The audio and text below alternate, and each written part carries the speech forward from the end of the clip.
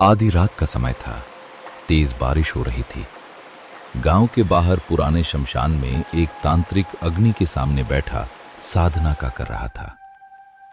तभी 26 साल का चेतन कांपते हुए वहां पहुंचा।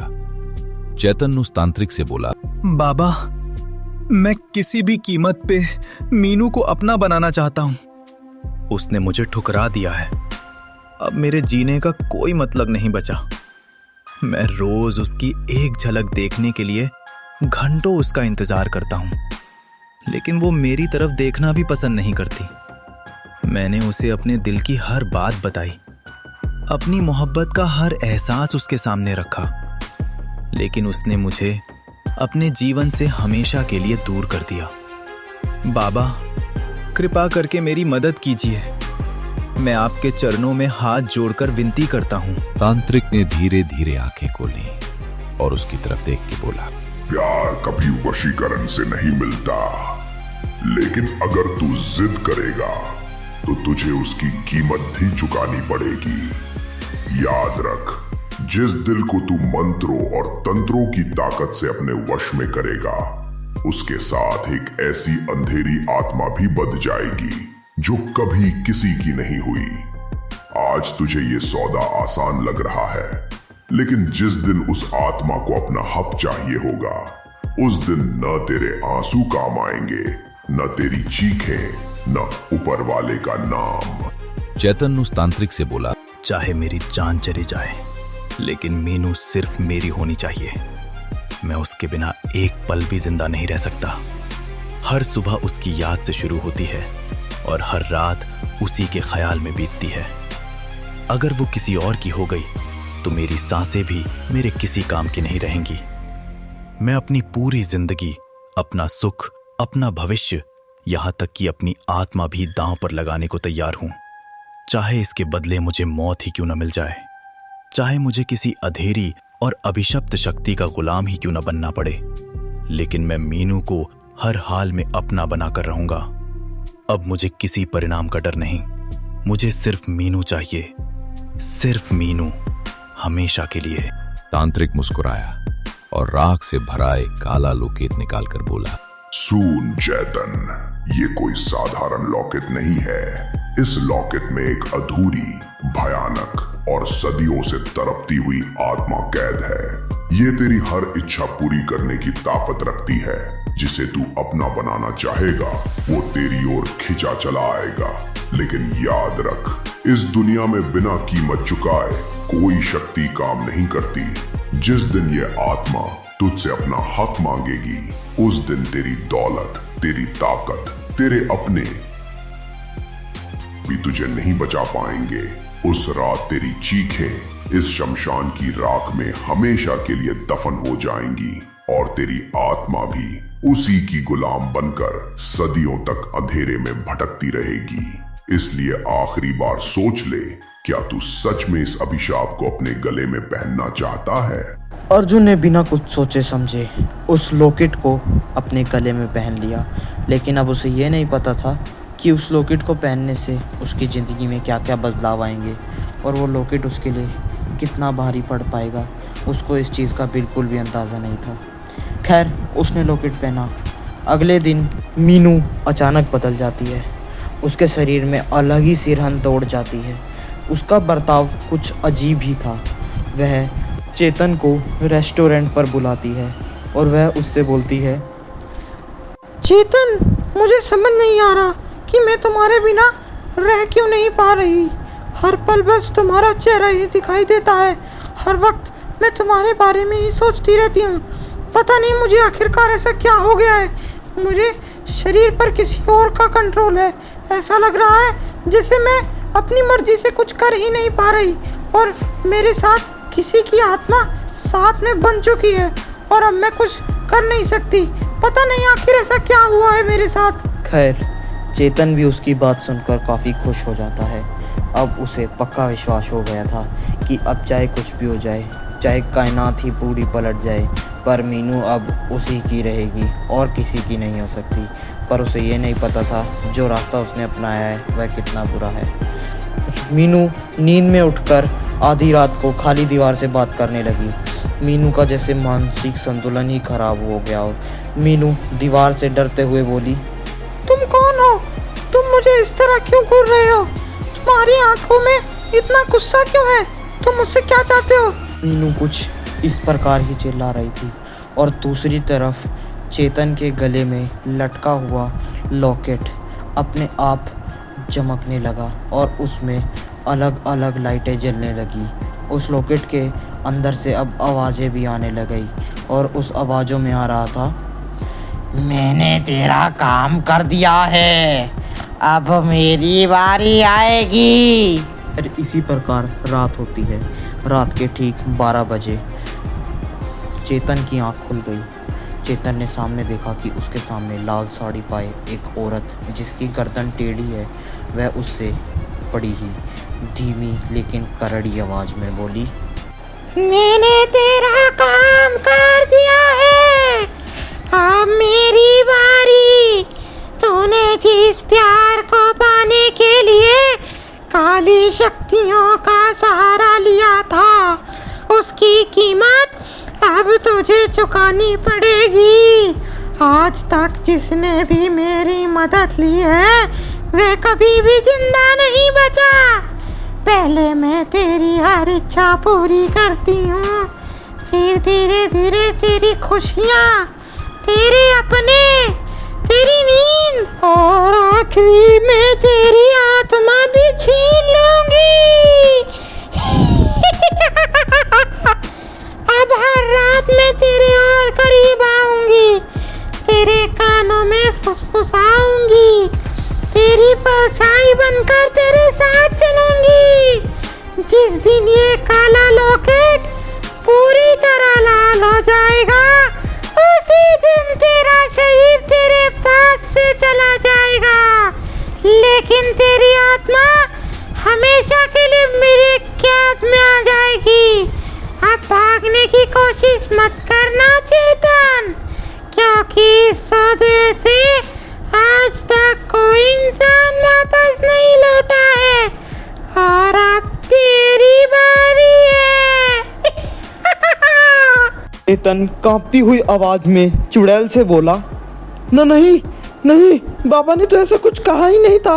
उन्होंने तो सिर्फ इतना कहा था कि ये ताबीज मेरी हर इच्छा पूरी कर देगा। उन्होंने कभी बताया ही नहीं कि इसके बदले में किसी मासूम की जान भी जाएगी या मुझे किसी आत्मा का गुलाम बनना पड़ेगा। मैंने तो सिर्फ मीनू का प्यार मांगा था, किसी की मौत नहीं। ऊपर वाले के लिए मुझे छोड़ दो, मैं ये लॉकेट अभी उतार देता हूँ और तुम इसे अपने साथ ले जाओ। मैं मीनू को भी हमेशा के लिए भूल जाऊँगा, बस मुझे और उसे माफ़ कर दो। मैंने लालच और अंधे प्रेम के आकर बहुत बड़ी गलती कर दी। मैं तुम्हारे सामने हाथ जोड़ता हूँ, मेरी जान ले लो, लेकिन किसी बेगुनाह का खून मत मांगो। कृपया करके मुझे इस भयानक श्राप से आज़ाद कर दो। मैं अब कभी वशीकरण या काले तंत्र का नाम कभी नहीं लूँगा। प्लीज़ मुझे छोड़ दो, मुझे माफ़ कर दो। आत्मा उससे भयानक हंसी के साथ बोली,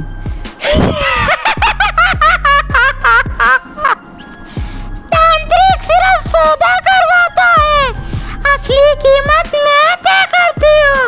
वो कौन होता है किस्मत तय करने वाला? इच्छा मैंने पूरी करी है या उसने? वे इंसानों की लालच को मेरे दरवाजे तक लाता है, लेकिन उसके बाद उनका भाग्य मेरे हाथ में होता है। जिसने भी मेरे साथ सौदा किया है उसने कभी अपनी पूरी जिंदगी नहीं जी।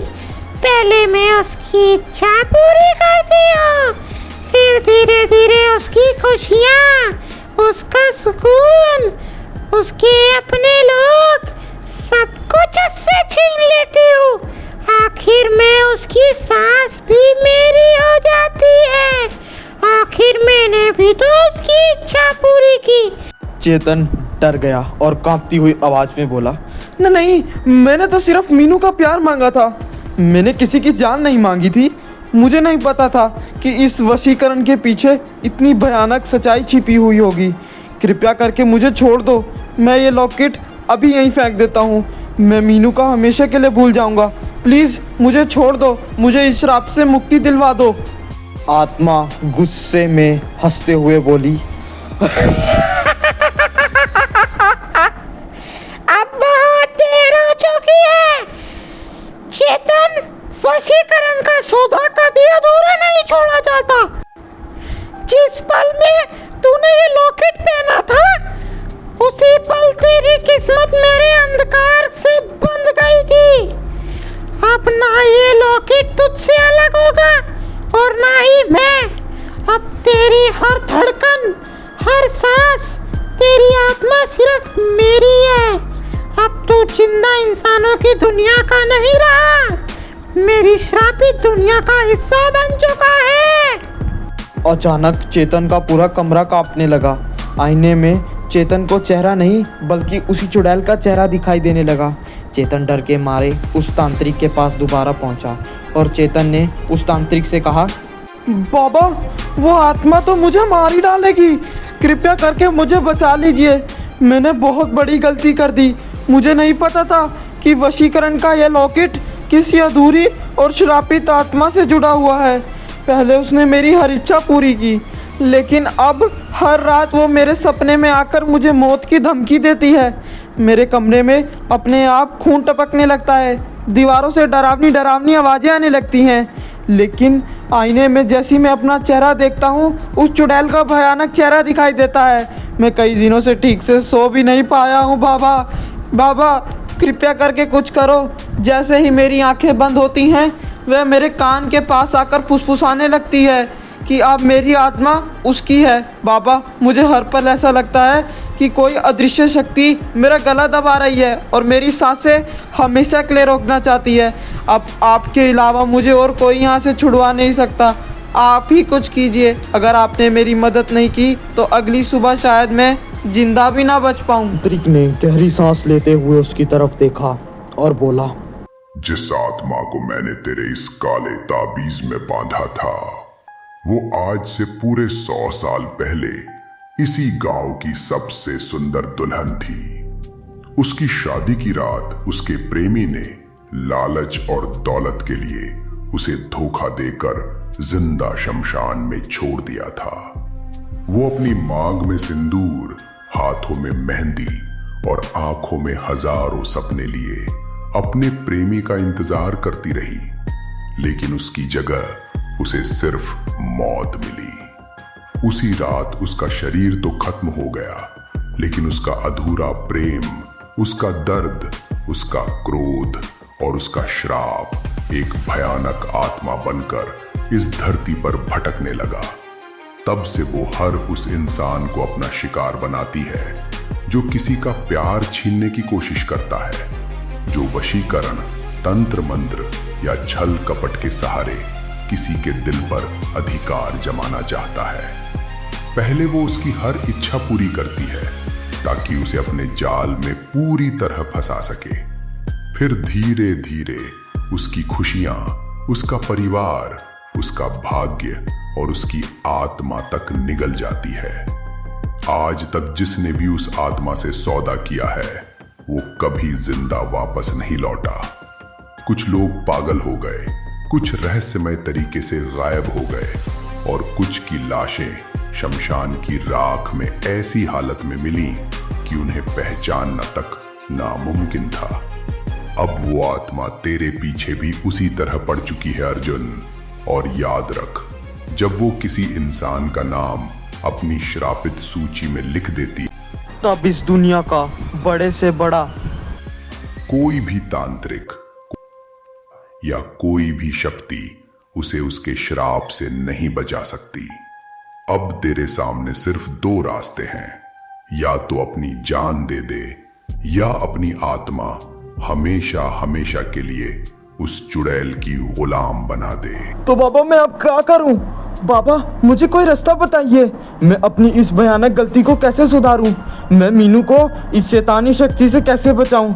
अगर मेरी वजह से उसकी जान खतरे में है तो मेरी जान ले लीजिए, लेकिन उसे छोड़ दीजिए प्लीज। बाबा, कुछ तो कीजिए ऐसा। अब कुछ नहीं हो सकता चेतन। जिस क्षण तूने उस काले लॉकेट को अपने गले में डाला था, उसी क्षण तेरी किस्मत बदल गई थी और तेरी आत्मा मेरे कब्जे में आ गई थी। मैंने उस वक्त तुझे बताना नहीं चाहा कि मैं तुझे ये बताऊं कि तेरी जिंदगी इस काम को करने से खतरे में पड़ सकती है, लेकिन अब तूने वो घटिया काम कर दिया है। अब तो वो घटिया काम से बच नहीं सकता। बाबा ने उसकी मदद करने से मना कर दिया। रात हुई, चेतन अपने घर पहुंचा। चेतन के घर के बाहर से ढोल नगाड़ों की आवाज़ आ रही थी। उसने बाहर निकलकर देखा तो मीनू और वही चुड़ैल उसके सामने खड़ी थी। चेतन उसे देखकर डर जाता है। चेतन मन ही मन सोचता है और उसके बाद बोलता है, अरे तुम दोनों यहाँ क्या कर रही हो? यहाँ क्यों आई हो मीनू? क्या हुआ? इतनी रात को तुम्हारे घर में सब ठीक तो है? और तुम ये शादी के जोड़े में क्यों आई हो यहाँ पर? क्या हुआ? तुम्हारी किसके साथ शादी की जा रही है? मुझे बताओ, मुझे समझ नहीं आ रहा अब। और ये चुड़ैल तुम्हारे साथ क्यों है? तुम क्या इस चुड़ैल को जानती हो? ये चुड़ैल तुम्हारे साथ ही रहती है। बताओ मुझे, आखिर हुआ क्या है ऐसा? चुड़ैल भयानक हंसी के साथ बोली, आज शादी पूरी होगी। आज ये अधूरा फेरा पूरा होगा जो सदियों से पहले मेरी मौत के साथ रह गया था। आज कोई इंसान नहीं बल्कि एक जिंदा आत्मा मेरी दुल्हन बनेगी। इस घर की हर दीवार मेरी गवाह बनेगी, हर दीपक मेरी बारात की रोशनी करेगा और हर चीख इस सुहाग का गीत बनेगी।